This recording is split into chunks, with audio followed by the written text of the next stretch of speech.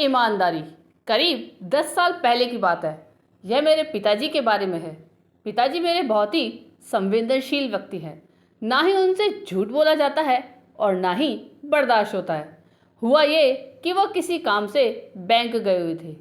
Bank से निकल के जब वो अपनी गाड़ी में बैठने जा रहे थे तो उनकी नज़र कुछ दूर पर पड़े हुए 1000 तथा 500 के नोटों पर पड़ी।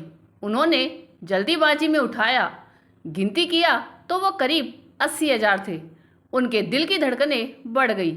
उन्हें समझ नहीं आ रहा था कि क्या करें। वो पहले तो उन पैसों को जतन से रखा और वहीं बैठ गए बैंक के पास कि जिसका होगा वो खुद ढूंढते हुए आएगा। लेकिन 1 घंटे तक कोई नहीं आया। अब पापा जी उन पैसों को लेकर घर आ गए। घर आकर माँ को बताया। माँ भी परेशान। माँ ने कहा कि एक काम कीजिए, आप सीधे जाके बैंक में ही पूछ लीजिए कि किसने इतने ज़्यादा कैश निकाले हैं। क्या पता उसके यहाँ बहुत ही ज़रूरी काम हो, यही उसकी जमा पूंजी हो।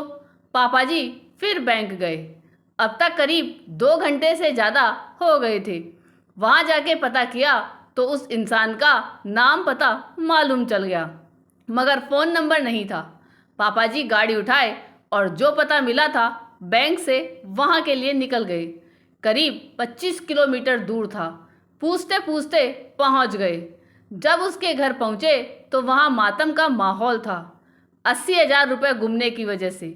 वजह सिर्फ पैसे ही नहीं थे, वजह थी कि उस आदमी ने वो पैसे अपने बेटी के शादी के लिए निकाले थे, जो उसकी जमा पूंजी थी।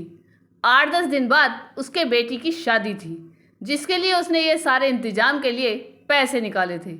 जब उनको पता चला कि पैसे लेकर कोई आया है तो जिससे पैसे गुम हुए थे वो आदमी मेरे पापा जी के पैरों में पड़ गया।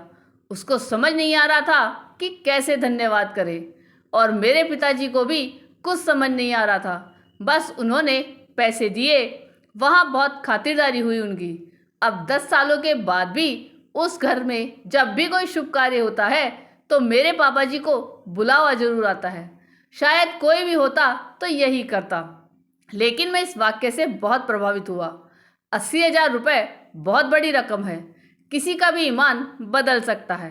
लेकिन उनके इस नेक काम ने एक बेटी का घर उजड़ने से बचा लिया, एक पिता का भगवान में विश्वास और भी अटूट कर दिया। आपको एक कहानी कैसी लगी यह कमेंट करके ज़रूर बताइएगा। चैनल पर नए हो तो सब्सक्राइब ज़रूर कीजिएगा और आपके पास भी ऐसी कोई कहानी हो तो हमें ज़रूर भेजिएगा। धन्यवाद।